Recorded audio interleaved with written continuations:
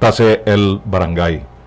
Mga right after the first quarter, el mga barangay ta sumete se el dila mga proposed projects 5 to 10 kosa nisita na barangay, and we call them wish list because hindi todo kel mga kosa sila tan request ta PD ay pwede dali el gobyerno.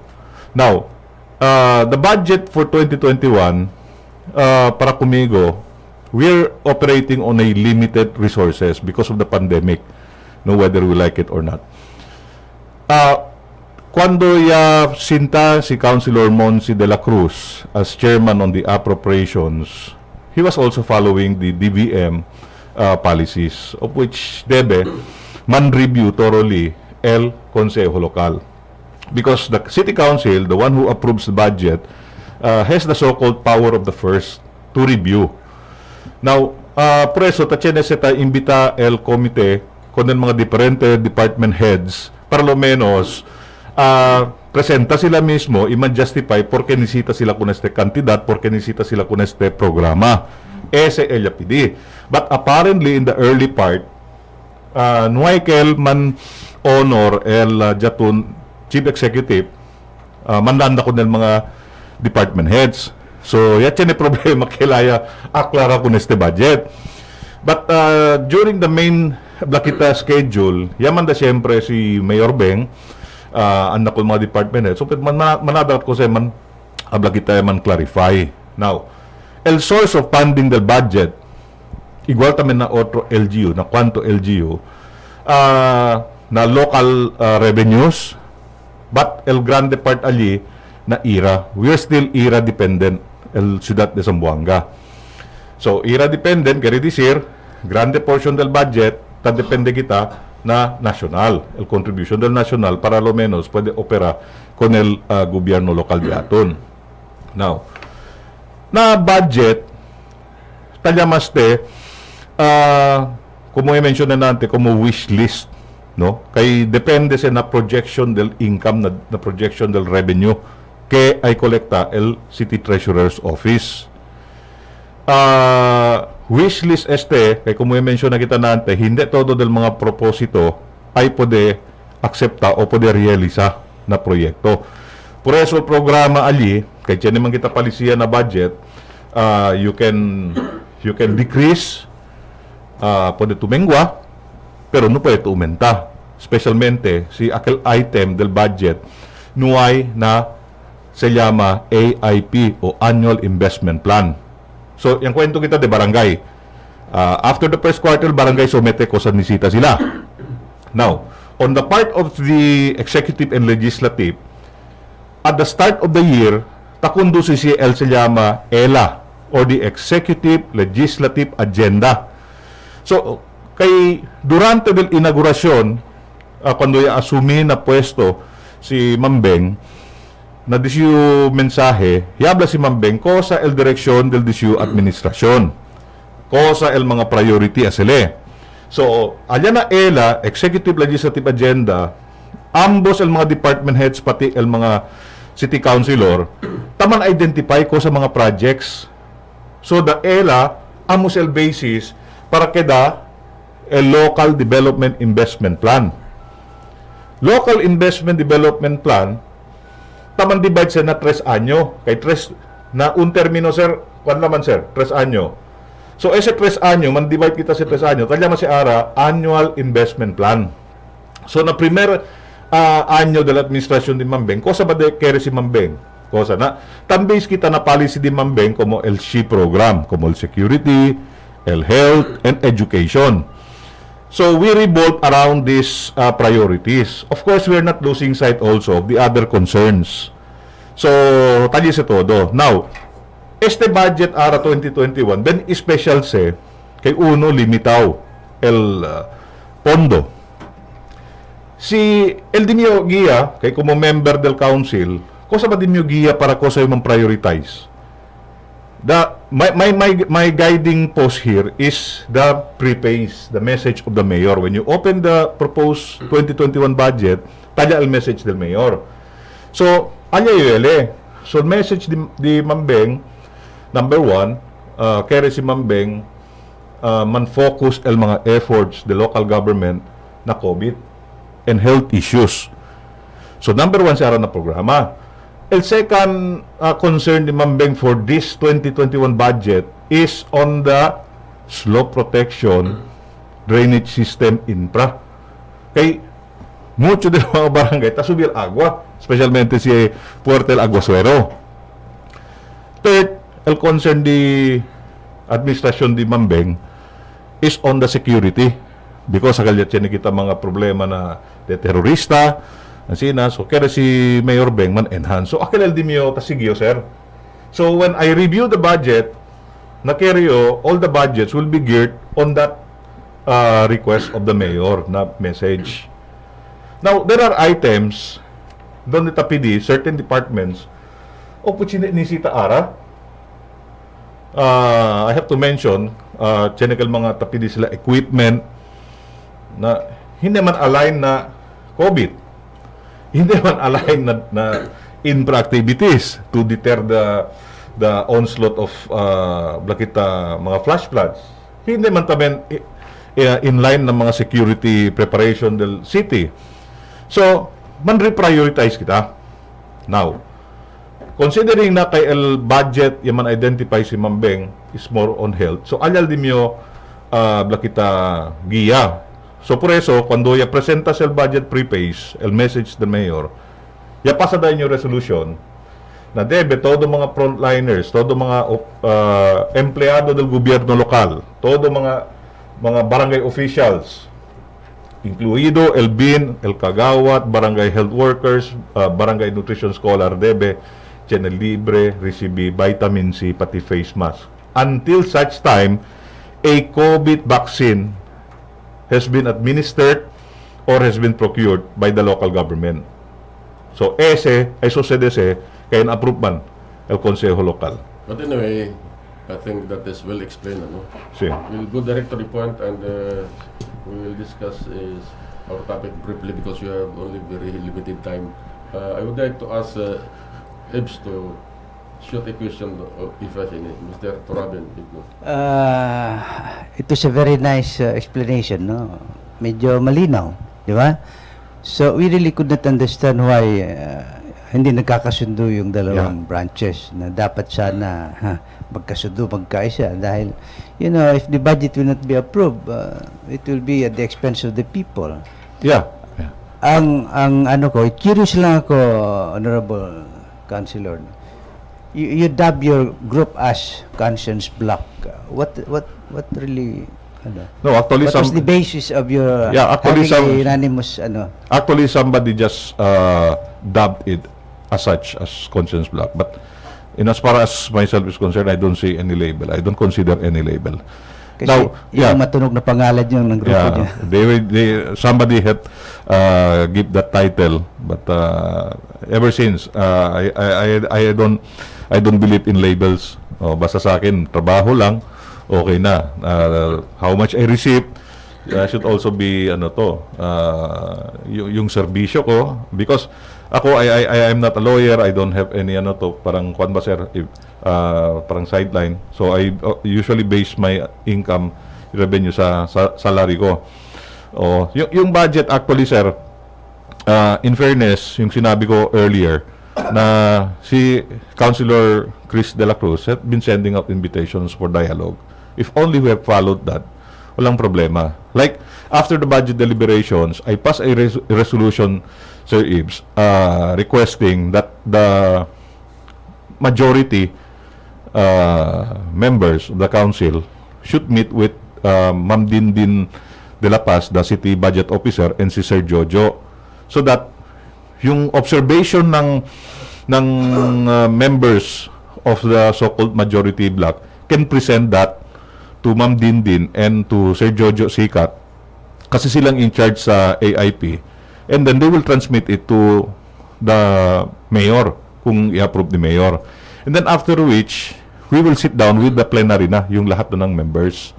Kaso last Monday the mayor did not send out sila si Ma'am Dindin and si Sir Jojo. So that's why this coming week after the session, a day after the session, the so-called majority bloc will present the budget. Not kasi it's a matter of reprioritization, yung tulad ng sinabi ko kanina. Kung ano yung nasa request ni Mayor on health, on infra, sa drainage, and of course sa security, yun dapat ang guiding pan natin. So there were proposals, Sir Rex, na kailangan like lahat ng barangay health center kailangan may stocks of medicines. And then there should be no decrease of budget sa mga hospital, especially yung Cristino Paragas Memorial Hospital sa Kinipod. So yun ang mga changes that the group would want to bring to the concern of Her Honor the Mayor. And of course, yung presentation naman, may mga programa kasi si Mayor, yung mga Sembra Vida, Largo Vida, ganon. The group wants to find out kung ano ba yung mechanism. Kasi ganito, sir, budget, walang problema, sir, yung budget. Yung issue dito ngayon, yung mechanism, how to implement. And the third one is, sino may mga beneficiaries?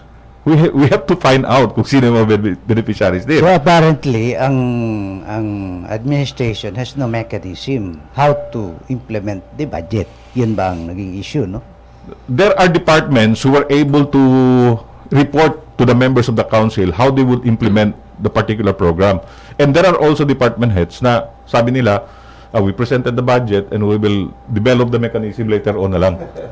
So ako nagtanong bakit naging conscience block, kasi ang implication kasi, Consiales, the administration has no conscience Kaya siguro that prompted the mayor to react na tinawag kayong black conscience. Parang ganun ba? So anyway, okay naman yung explanation. No, Maganda. Este ba taman kwan sila claim no hay daw ustedes derecho kay no bearing daw kel.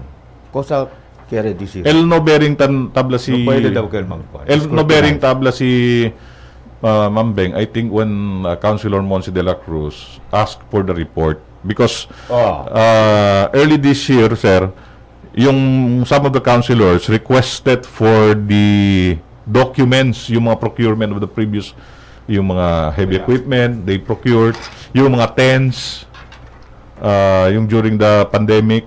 So they were asking for the full report, yung mga including the receipts. So they were asking that, but unfortunately it was not given. Actually, sir, may resolution ako including a proposed ordinance invoking the freedom of information.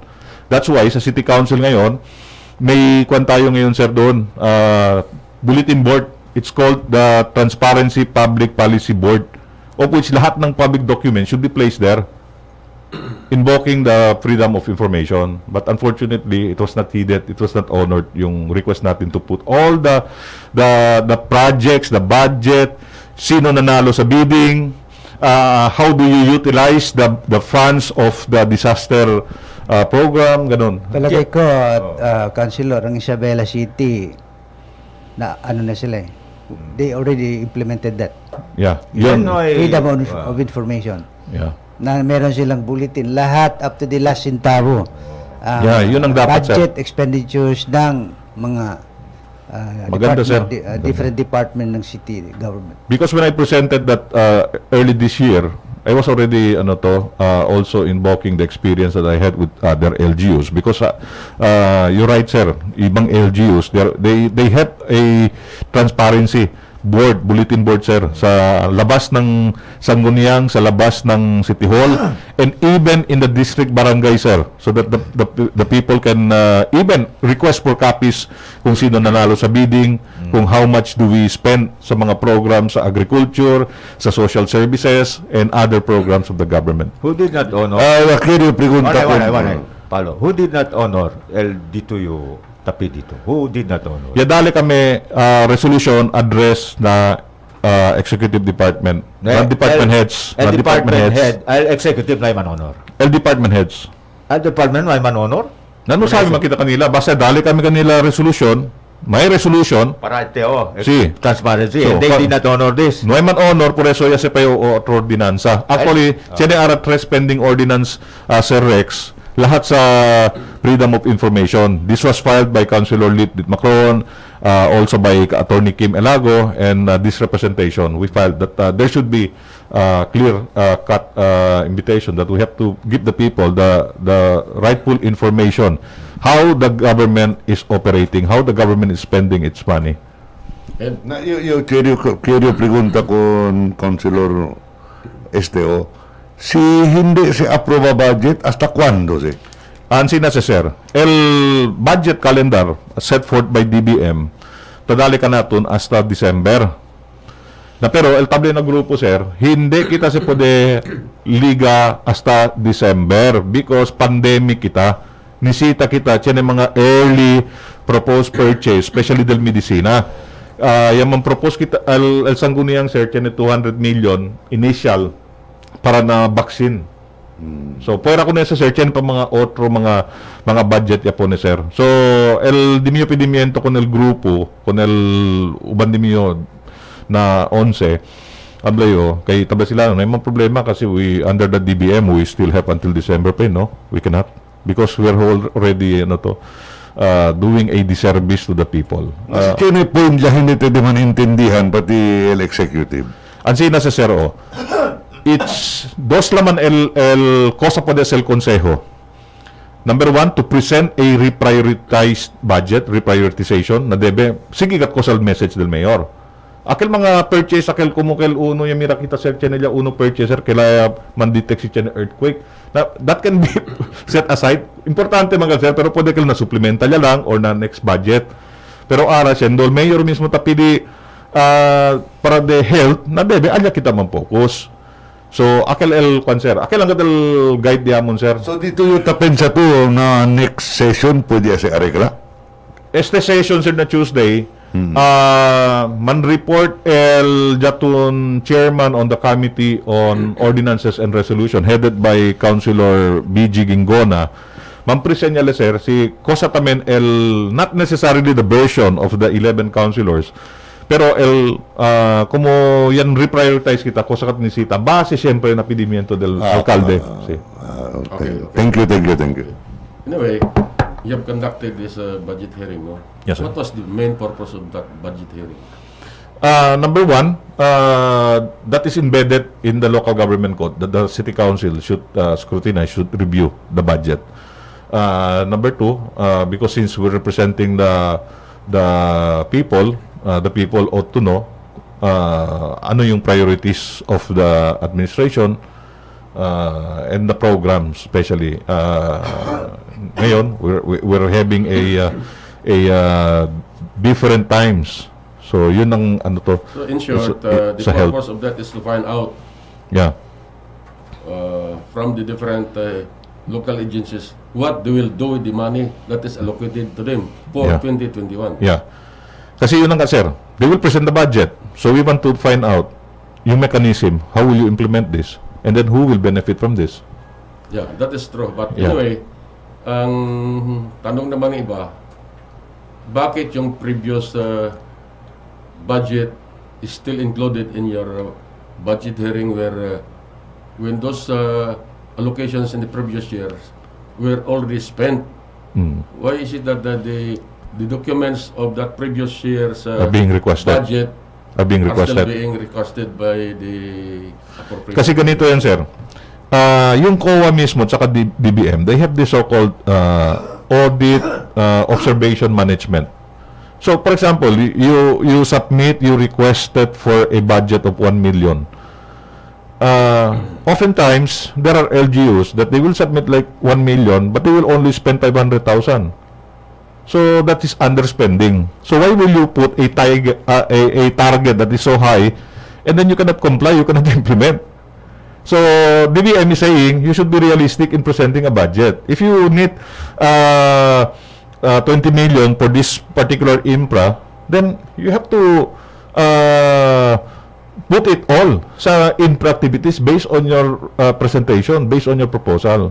Because there are projects na hindi na i-implement but for reasons or another, we don't know. No?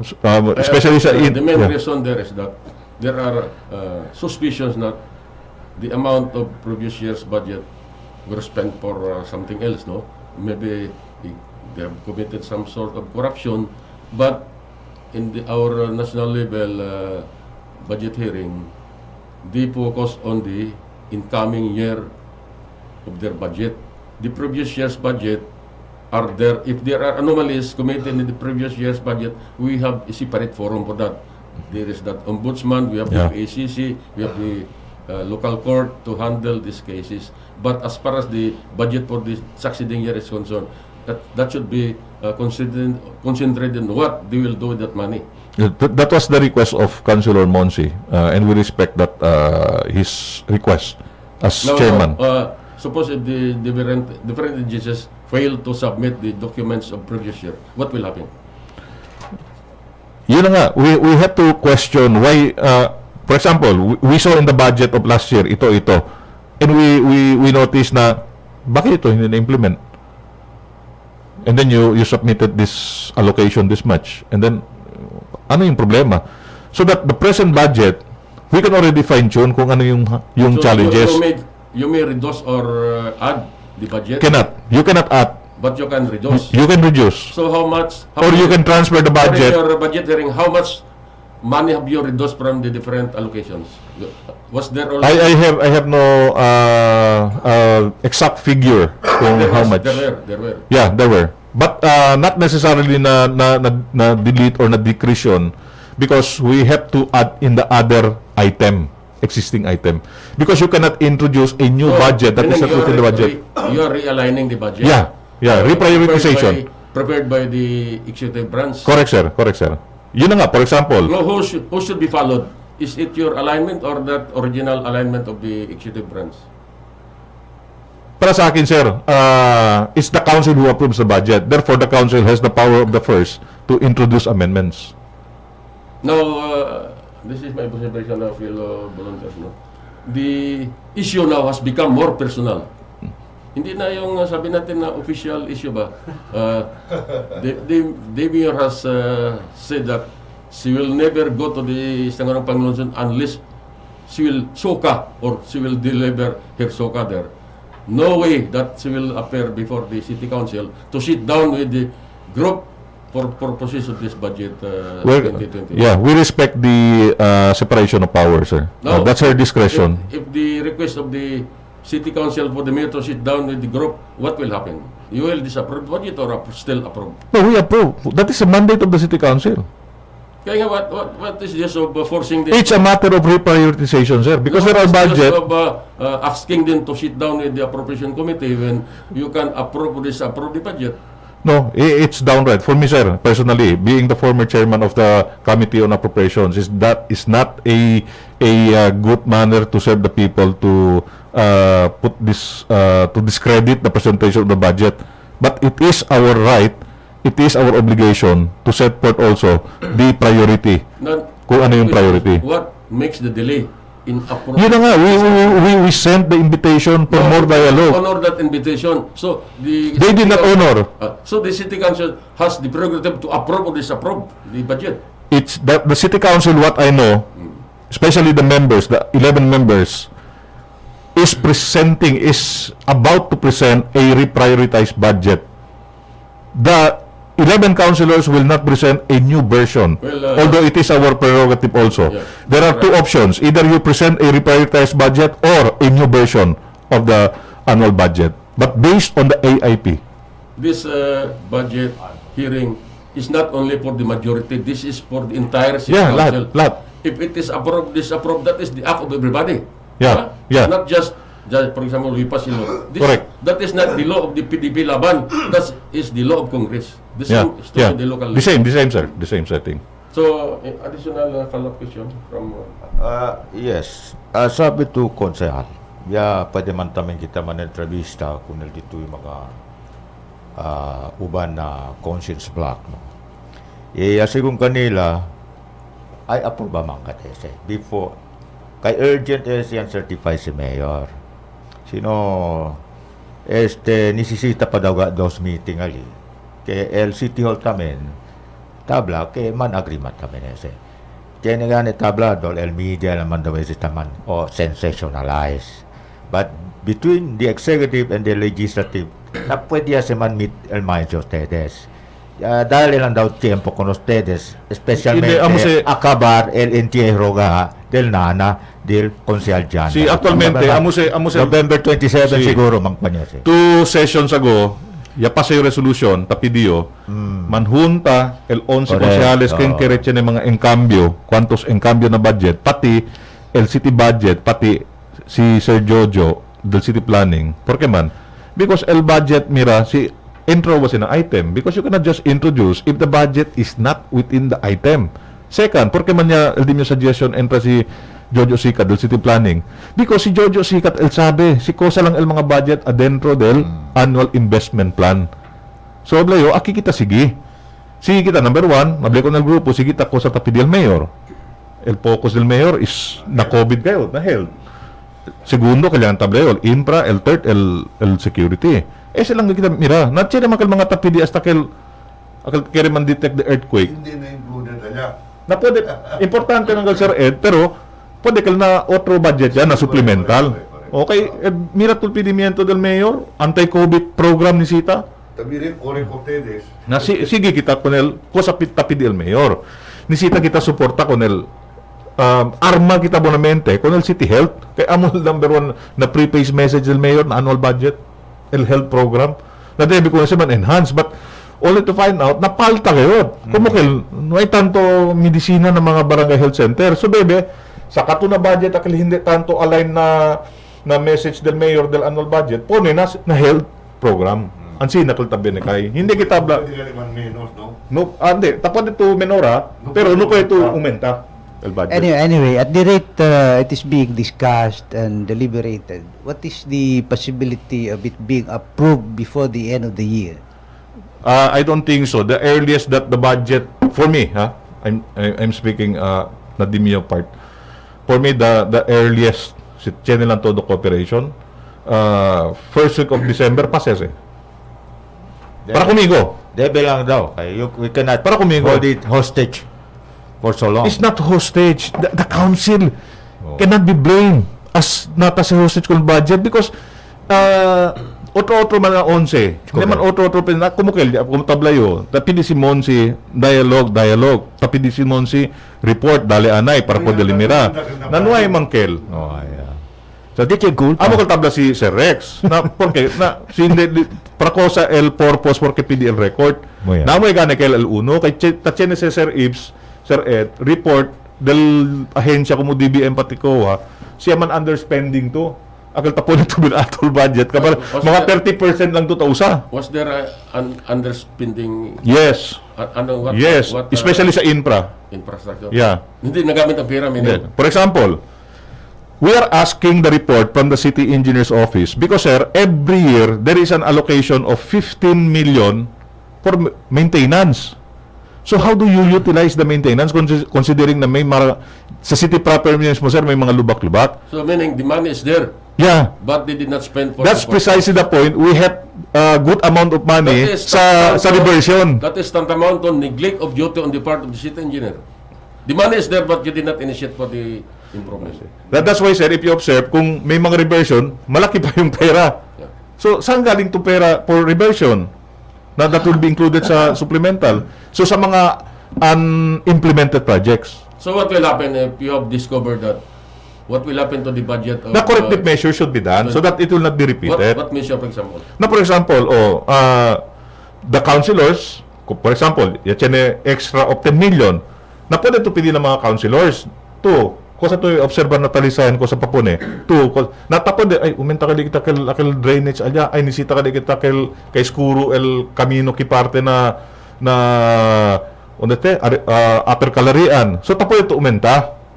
Para pwede lang kayo man kay so that will be included in the succeeding budget, the unspent money for reversion.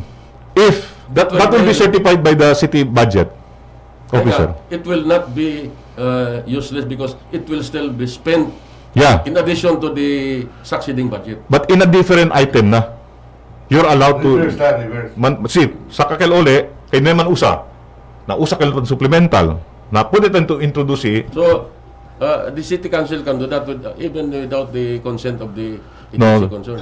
Para sa akin, sir, there should always be consent with the executive Suppose department. they will not. I don't know. So That's it. the city council now, which is very powerful at this point in time, may approve or disapprove. To me, the earlier they disapprove, the better, so that the executive branch can look for other alternatives. Maybe reenacted budget for 2020, or ask the national government to shoulder that 4.38 billion, which is too small, no? An assistance to be extended by the national government to the local government of Sawan City. Para sa akin, sir, no, I want the budget to be passed. Kaya nga, kung Yeah. hindi kayo magkaintindihan, for example, Kasi may, just to give you a short background, during the time of Ma'am Kaling Lobregat, majority members ng City Council under kay Ma'am Kaling. But remember, sir, if you will recall, there was a time na hindi naka-approve yung budget yung council. The city operated on a reenacted budget at the time. I don't know for that reason, no? in fact, if I recall further, no, during the time of Mayor Agan does not have a single councillor with him, not even the vice mayor. And the budget presented to the city council was questioned by the city council. They were intending to disapprove it. Then Mayor Agan said, okay, disapprove that. Then the people will blame you. Di ba? So they approve it. Depende naman, sir. Because we reported, we don't want to happen again kung ano yung nangyari yung sa procurement of the rice at 1,300 pesos per sack of 25 kilos. But that should be taken in a separate forum. Charge those people so that they will be hung in the flagpole. Precisely the point, sir. We scrutinize the budget so that will not happen again. You're correct, but as far as that previous year is concerned, that is a separate issue. They should go to the ombudsman, to the PCC, or to the RTC to file the case. Yeah, that's why, sir. Without necessarily affecting the I got your point, sir. succeeding budget. Yeah, I got your point, sir. Kasi there are programs there, and then certain members of the majority bloc now are saying, oh, may kon pala dito, social services, yung dole out. Oo. So, yung idea ngayon of some of the councilors, na si Chenekali, ayuda pa ng mga bibientes como otro wave, debe, nung may kumpra el gobierno el item, debe, dali lang at send direkta na ente. Okay. Go on. Anyone will go. Yung previous budget, no, as you said, merong underspent, merong hindi spent. Anong policy ang city government with that kind of performance, no? Yeah. In other words, they wasted the time, the opportunity. There is an available budget, and they did not implement. If ever they implemented, it underspent at the expense of the people. That's why DBM... Dapat ang City Council, merong resolution or law, batas to that effect na kung sino yung hindi nag-i-implement, dapat parusahan. That's why DBM and COA calls the attention of the executive department. They will submit, sir, yung AOM, Audit Observation Management, But anyway, to remind the local government. If you did not discover that, can they still spend the money? Sa reversion, sir. They are authorized to revert. Yeah, kung within that fiscal year, hindi na-implement, so nandun na yung pondo. They So can that's, still use that. yeah, you can revert that. Like what happened during the But on their pandemic. own. On their own. On their own. No, with approval of the council. Yung pala, there's nothing wrong there because the money is intact. No, but why will you present a program? Why will you present an allocation of which you did not even spend? So yun ang sabi ni Sir Ibs. You have wasted the hopes of the people. You have wasted the efforts of the local government. So, to me, it is not just discovering it. The agency concerned should be charged for neglect of duty. Because the people are the ones suffering. Yun ang sir. The money is there and yet they did not spend. Correct. You can just imagine that Pillar Street, every rainy days, it is flooding. Then they charge it to the tide. It is flooding in the Pillar Street, but the tide is too low in Artelim. You see? So that is more on the part of the city engineer who have neglected their duty of using the money when the money is there. Precisely, Kuya Rex, these people should be punished. Can you imagine? They are supposed to implement projects for the interest of the people, and yet, nandoon lang ang pera, hindi ginamit. You see? That's why nga, Naghihintay pala tayo ng yung DBM and COA services, tapos wala. gives parang Rex, parang warning. Yung tinatawag natin na AOM, it's like warning or reminding the LGU. But this is happening in almost all LGUs also. Yung underspending. But anyway, our time na is 7:44, no? I would like to greet my friend, the Tukayo of Councilor Jerky, si Mr. Roger Tan. A very good friend, a very humble, simple business leader of the city. And of course, his family, his better half, Helen and son. And all other listeners, my brother. Buenos dias, Sir Roger. And all our avid listeners and televiewers of this program. Good morning to all of you.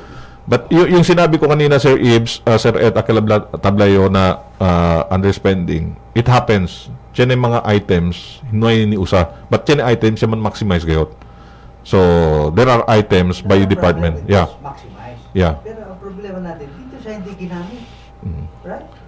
It was program for the... If you remember, few months ago, Sir Ibs, may reminders yung yung DILG for the government to really spend to what has been proposed. Because what is the use of appropriating and approving budget? In the end, hindi implement. O naghihintay ang tao na may project sa kanila tapos hindi pa dumating. So natutulog pala. So it's one of those concern. It's one of those concern. But the implementer. It's one of those concern why some councilor are asking for the record of last year's budget. Yeah, These items are na-implement ba? Now I understand already. So they will compare. Na may ganit implementa? Porque man tapidya ten ara. See? Like when I became the chairman on the committee on APRO, sir, there were some departments na they requested sa akin na new colored printer. Sabi ko, para ko sa si printer, colored, na hindi man, na communication man to, black and white na tunsita. El colored, dali kita, kunal city planning, kunal city engineer, kunal computer division, mayor's office, ni sita se, because of the communication. But, porque tapidi ustedes printer, imbes pidi ustedes fire extinguisher. Todo department yan, fire extinguisher? Hindi, todo, sir. Na porque man na budget fire extinguisher? Es el ni sita. Okay. So, yakita kel. Yapo for extinguisher. My question is, why is it that during your time when you were the chairman, it was smooth sailing? Now, it is like troubled water under the bridge. Because, sir, at that time, during my time, as sabi nga ni Cesar Iturralde, that was the first time, si Takorda to June, yapasa el budget in 2 hours time during my time. Why? Because there were constant dialogue with the councilors and department heads. Kahit walang session. There were preparatory works. So, for example, si Councilor Ed, si Councilor Ibs, Jer, kusa mas tayo, o sige, lamata meeting. So, we call the meeting by groups. O, kusa dito yung concern. May concern na engineer. I call the engineer, kwento. So, that's why, quando presental budget si Mayor Beng, I think, technical travel si Mayor Beng, yung kwento, yung pregunta, diyan makumiyo na City Hall at the time. That was, I think, after the siege. So, si Mayor, I want the budget to be passed by this, by this time frame. Ma'am, tormento siya kay Kwan, sina. Alam pa si Mayor, no? You have to meet everybody. So, yan na yun ang mga department. I fine-tune sa Rex. So, it was made possible. So, bakit during your time, it was possible to talk with these people? Why not this time? I don't know. We respect also the discretion, the prerogative of the chairman on the committee on So, something is wrong. Dialogue. Something is wrong. There should be an open communication. We are all public servants. If I will not to you, if I will not talk to you, that is our problem. That's why when But the people are suffering. Cuando ya sinta ya formal 11, el cosa ka ya yaman habla con el grupo. Si tiene duda, andakat con el department head. Si tamira ustedes tiene necesita man improve, andakat con el concerned department head. Because obligation sa dito you as councilor. That is very correct. But Ablayo, todo corrective measures, hindi debe pasa na resolution. There should be dialogue. Tama, you are right, Jericho. No? Pero ang tanong ko, bakit ayaw mag-cooperate yung mga heads of agencies this time, unlike during your time? Anong dahilan bakit ayaw nila mag-cooperate? When during your time, they were so cooperative. I don't know, sir. Now, sabi to, durante el regular session, el konsehal Cesar Jimenez, na precura pasagane un resolution para kita daw kung el chairman da po si Monsi, with all due respect, empermo man kami si Monsi. Pero yung kilese, Para pwede man daw man fast track yung approve ya kuno si budget na cosa tu pwede ablase. Aquel mismo ya botayo against con el pedimiento the Honorable Cesar Jimenez Sr. Why? Because we have an approved resolution calling for a dialogue. The councilors voted in favor for a further dialogue. So para cosa tu usa ko na kailangan presentasyon del un konsehal na tiene man kita pedimiento for dialogue. Ang problema, ayaw nila makipag-dialogue. Anong dahilan? Na yun ang problema, sir. Now, going back kung el problema ng City Engineer's Office, no? With all due respect, I heard you even lauding City Engineer Navarro. Causal basis dito nila durante Kirkwan, you even commended him when in fact... Yeah, I commended. It's a different thing. It's a different issue. Because, sir, every now and then, talya makato mga kagawat. Konsehal, Yasubikil Agua. Konsehal, kaya ki el techo del covered court, kay kalawang ya el stand. Konsehal, yan kung nalapas, yan landslide. Natalya makita ko ng engineer. Official engineer, to be fair, taakto man dayon. So, hindi because of the budget. It's a different issue. Na porque, cosa ta causa con él, porque hindi lita man spend aquel kwan para aquel tabla to, no puede, no hay habla. El cosa yung habla, el underspending, there are items underspending. You know yung habla kaya budget presentation ng un department, yaman underspend. There are items. Por eso debe ponerse na otro item. Specifically, LCT Engineer's Office, yan na. There are departments. I commended Engineer Chris Navarro and other engineers because, sir, ora budget deliberation, ulan-ulan, yabaha el Kagawat de La Paz, si Chavez. Andale, pare sir, nuevo lang yung baha. No pwede man, sir, signal. No hay man na cellphone signal. Ya bale, tapi dila ayuda. Kaya no pwede pa sa mga gente. So, aquel mismo ora, llame yo con Engineer Chris. In fairness con Engineer Chris, ya imbya gente. Ya man bulldoze. Kay, kuan gali Sir Ibs, hindi to basta-basta imbya heavy equipment. Kay, anda to man survey para mira to sita pwede pasa el un heavy equipment o sa klase heavy equipment pasa. Kaya this year, immediate response na. Si. Okay. Si. Now, amo yung comment yo con Engineer Navarro. Other question, if I may be allowed. Durante el tiempo di then Mayor Celso Lepercat, he was exercising the so-called blanket authority. Now, si mang compare to, was it better done as compared now into today's donde ta pwede ustedes man-scrutinize bonamente? Whatever type of approach, whatever type of mode in the budget preparation, just as long as you will tell us how it will be spent. That's the most important thing. Nakal tiempo di Mayor Lobregat. Blanket authority. Yeah, blanket authority. Yes, no. Yeah, blanket authority. But the department head would go and visit the city council to report. Department head? Yeah. Man-report lang. Depende pwede maman usted. Kasi si... naman, tapo naman. Si Mayor Celso. Blanket authority. No, blanket authority, it doesn't mean na todo ko sa lekere. El blanket authority, kaya decir, tapo dele, man identify ko sa priority project, priority program, and then submit ka ulit na konseyo, tapos submit ulit na konseyo. No pwede usted naman scrutinize sa tiempo. Scrutinize kami, kung dato, kwanto konsehal, for example, the Santa Cruz Island development, sir, yaman author kita ko nakil. But during the time ayan, mirayo, takubra man, unto amount akal si andato na, ablayo, na kita minombre di as author. Because El Demio, first 6 months to 1 year, no kubra. Just to make, let the people of Zamboanga feel that Santa Cruz is theirs. No man kayo man kuan. So, kita yo, kindly delete my name. Even though I'm the author, kindly delete my name. In other words, si Miratoral Ordinanza de Santa Cruz Development, no, hindi mi nombre. Kaya this year, Konsehal Balesco, si then Mayor Lobregat, no pwede kuntigo man dictate. Hindi man tadikta, pero na-council kasi, it's a matter of giving also a sound, reasonable position. Dali to. Kaya ba to? I visited the area. I know the situation on the ground. Okay. Kaya auto report del department head, auto report del council, auto report siya to the field. But anyway, sabi ni Mayor, maraming bida program, no? Mayroong salbabida, Largo bida. ano pang, mayroong purbida, mayroong kontrabida. I tell you, your group is dubbed as kontrabida.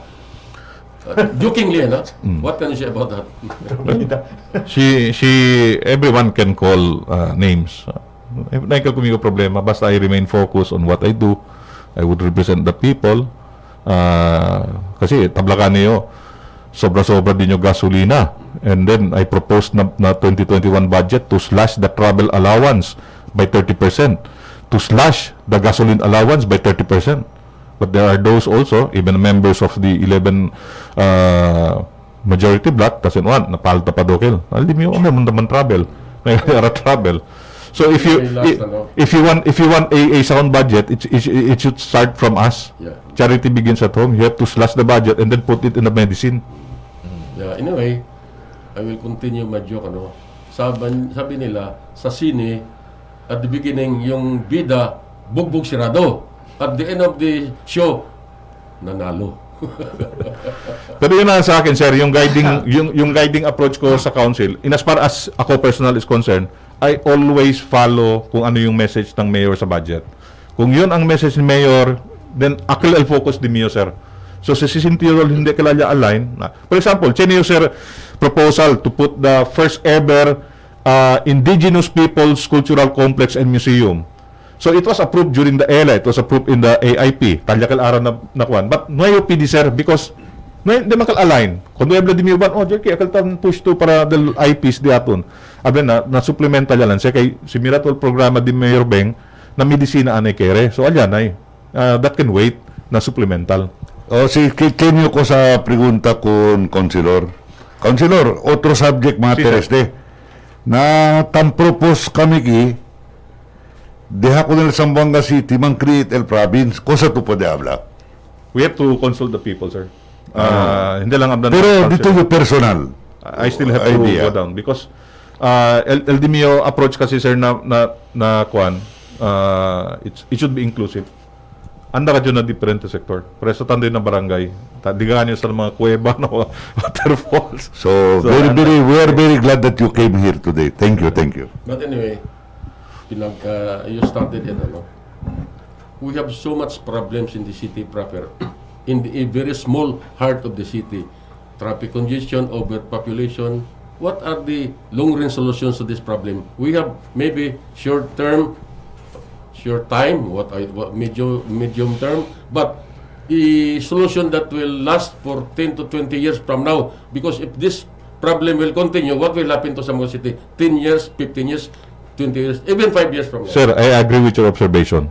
In 2013, when I became the chairman on the committee on APRO, I proposed the opening of new roads, 5 new roads in Zamboanga, including that connects from Agan Avenue towards Santa Maria, Governor Ramos. Uno sa mga 5 kami na proposite kita abre, unol na kasangyangan para tetuan. Because El Dimio believe, sir, every year na Camino de Zamboanga, aumenta mas de 2,000 behikulo na Camino de Zamboanga. Hindi ta na-expand el Camino, kay ipit-ipit el Camino. Na el curali abre Camino enseguidas. Anyway, follow-up question, ano? This could be considered as short, medium range solution. Our problem is the people from the different barangays are flocking to the city, even just to pay that violation this much. You have to go to the city treasurer. How many thousands of people coming over to the city proper? Because they do not have their own local government in Bitali, in Scoroan. Everybody goes to the city proper. What will happen to our population 10 years, 20 years from now if this situation will continue? If only those who manage Zamboanga City will follow the master development plan during the time of Mayor Agan. Develop the new growth areas, new growth centers. Katormenta. No sabi por qué. But anyway, I would like to ask Ebs, no?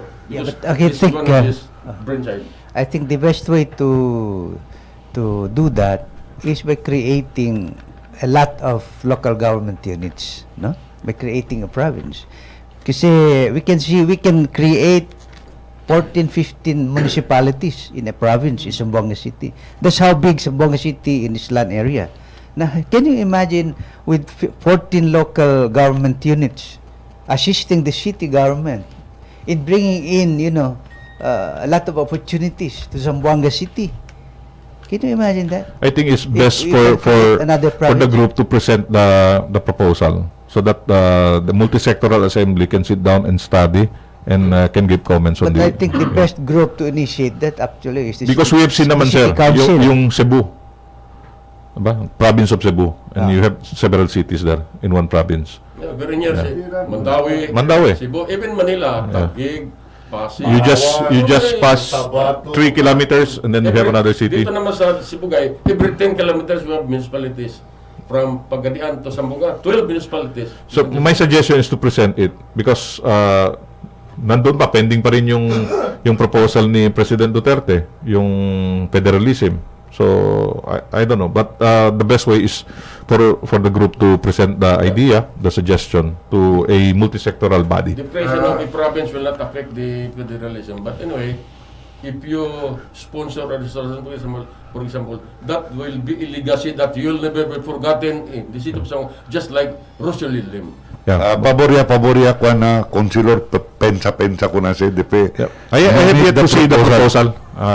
We have yet to see the proposal. We have to study. Is it possible to sit with some of your fellow? We can even invite the group to make the presentation during the council in a session. non-formal meeting ba? Yeah, pwede. Basta imbita todo na council para the council, kasi we act as a collegiate body sa Rex, so the decision should also be collective also. So, si Kere Ocedes mong presence either na during the council session or Kere Tukal dialogue informal lang, well, councilors ay uwi. Okay, this is my last one. With the current problem that we are facing now, with COVID-19, now I'm asking you, is the city addressing well this COVID-19 problem in our community? That's why the city council, the members of the city council has been asking for the report. Si Kilaya, how do we fare in the implementation of the protocol set forth by the interagency task force? If the local task force has been heeding the safety protocols. Tamira to as current mga cases tamira to. Kasi the last time, I think 2 months ago, we sat down sa Rex with the people from the Department of Health, and they have also given certain observations on how to do things better. And then during the last public hearing, we invited again some doctors. Number one, the recommendation is that isolation facility should be outside of the city proper. Amol dila recommendation. We are not experts here. We are not medical experts. There is no doctor inside the city council, but we always rely on the expertise of the doctors. There is no engineer at the city council, so that's why we rely to some other source like the engineering professor from the different universities for their comment also. So I think the city should also call for a meeting with the different sectors so that they can also give their observation. How do we fare in as far as the implementation against COVID is concerned? Well, gusto ko batiin, Kuya Rex, yung mga pinuntahan natin sa Balono, no? Magandang umaga sa kanila, yung mga farmers doon, and then farmers natin sa Sibulao, sa Buhay ng Kapuk, and also those watching us sa Bella City. Pinapanood na tayo, and even Manila, may nanonood na sa atin. Live tayo. Yeah. Actually, may isang... On Facebook, YouTube. Wow. Buenos días con todo. Tiene otro resolution ya somete niya na council donde te pidió at the end of the year you don't just submit as members of the city council and all those in that position now, you don't just submit your SALN. You should also submit your accomplishment report and give it to the people, to the media. So that sabi kita todo si cuánto konsyal ta trabaja, cuánto konsyal ko sa mga output as members of the legislative body. I don't know, Sara, no hay manhid. So muchas gracias. But anyway, John. Well, thank you again, Consial Valesco, no? I hope you can live up to your billing. You are more of a solution than a problem in the council. Kaysa katuli sweldo, después akabalan dito time na purpiada, abierto aircon, abierto luz, después at the end of the day, at the end of the session, na man to ko sa productive kaya pwede presenta para ng pueblo, na lastimal sweldo. But anyway, we'd like to inform our listeners that our Honorable Councilor Jerky Balisco is on his second round term. His first round was 9 years. Yeah. Diba? Now this is the second year of your second round. I will just ask. Former journalist. Yeah, a friend of mine. In fact, I remember in 1996, you were our MC when Task Force Mindanao hosted a program in Southcom, no? And Jero Pipino at the time, you were our MC. But anyway, my last question is there a possibility that this budget of 2021 will be approved by the City Council? I am in contact with BG Gingona, and he will present Sir Rex the budget also, the reprioritized budget after the session, but with the members of the City Council, the entire members of the City Council. Kaya ang tanong ko, is there a possibility that this will be approved? I am inclined to believe that this will be approved, but with some not necessarily changes, but certain priorities. Thank you for that answer. Anyway. Okay. Well, I would like to remind our listeners that this program is hosted by Pagbabago Volunteers for Good Governance, and we are happy and we are very glad, and we, in behalf of our fellow volunteers, I would like to thank our guest this morning, Honorable Councilor Jerky Balisco, for his very clear, clarificatory answers and informative discussions that will enlighten our people as to the status or budget for 2021 in the City Council after the city to the executive branch submitted it to the legislative body. And what makes me happy is that when you say that there is a possibility that this budget will be approved. Because sabi to Sir Ibs, LDMio approach na budget, aki lang, el pedimiento del alcalde, pati abla kita el time frame, maskin December siyan set, but considering na we're in a most unusual time, we have to pass the budget the soonest possible time. And el cosa como dale timeline si Councilor Gingona, because he will be the one to make the presentation of the budget. The most tamirayo, yung mismo tapidi, Eli habla conmigo, the most, mga first week of December. The soonest possible time, mas bueno. Because we cannot just habla kita miral budget, yasi kita jatun trabaho, yan review kita, ya dali kita jatun suggestion, ya dali kita jatun observation, ya habla kita STDB mang prioritize. Estelan se, na habla kita na executive department si taman uyon tamin sila, cosa el version, el presentasyon del habla kita 11. So depende, por eso tapidi gacho si Rex, mas tapodi kita dali solution si Rex, si open line communication ambos el executive pati el legislative. No ay man otro kamino, tadi kita na pwesto diaton para sirbi man na gente. Na si hindi kita no ay kita communication igol na kasa, na ay matrambuli ka kita. But anyway, thank you very much Honorable Jerky Balisco for joining us this morning's program. Sir, I'm very happy to see you. It's been years. Sabi ustedes cuando reporter yo, si Sir Rex, el City Police Director, pura na mga news, straightforward, hindi kundi news si Sir Rex, point blank, kontestalin ng mga media, ta-insinya pala ka namon because well-learned si Sir, el mga English di suyo, na todo mga, the manner how he holds himself, no? Por eso believe ko nila mga media, and puwera na trabaho, si Mira Contigo, maskin donde, talian siyempre el di suyo, abla kita amistad. Importante kasi, and I'm very happy na takita mi si Sir Rex Ole, ang kwan, ya imbita kumigo. Gracias kayo. For your compliment, Honorable Jerky Balisco, and to our avid listeners, thank you very much for watching, for listening, and monitoring this program. Happy weekend and good morning, magandang umaga sa inyong lahat, at saka advance Merry Christmas in crisis. Swing, balance, mapuerza. Este el RPND Triple